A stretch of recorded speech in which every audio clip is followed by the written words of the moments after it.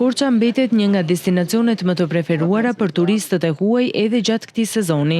Ditët e fundit, grupe turistësh nga Holanda dhe Greqia kanë zgjedhur të vizitojnë qytetin duke u njohur nga afër me historinë, traditat dhe pasuritë kulturore të zonës. Gjatë qëndrimit të tyre, vizitorët shprehen se Korça i ka tërhequr vëmendjen si një qytet me arkitekturë të veçantë, atmosferë të qetë dhe trashëgimi të pasur kulturore. Në itinerarin e tyre përfshihen vizita në pazarin e vjetër, katedralen Ringjallja e Krishtit, Muzeun Kombëtar të Artit Mesjetar, si dhe në fshatra turistik përreth qytetit.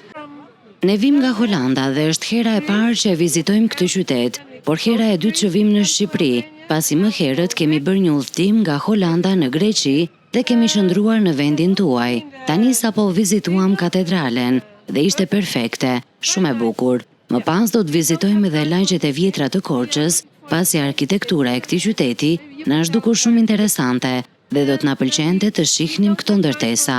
Sa i takon mikpritjes, këtu kemi takuar njerëz shumë miqësor dhe të sjellshëm.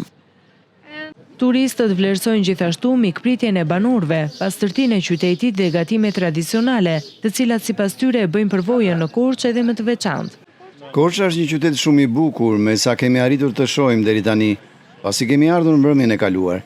Si fillim ne kemi bërë një ngjitje në mal në Morav, pasi na pëlqen shumë natyra dhe tani do të ndalemi për të vizituar muzeumet, pasi kemi marrë informacion që në këtë qytet ka muze shumë interesant.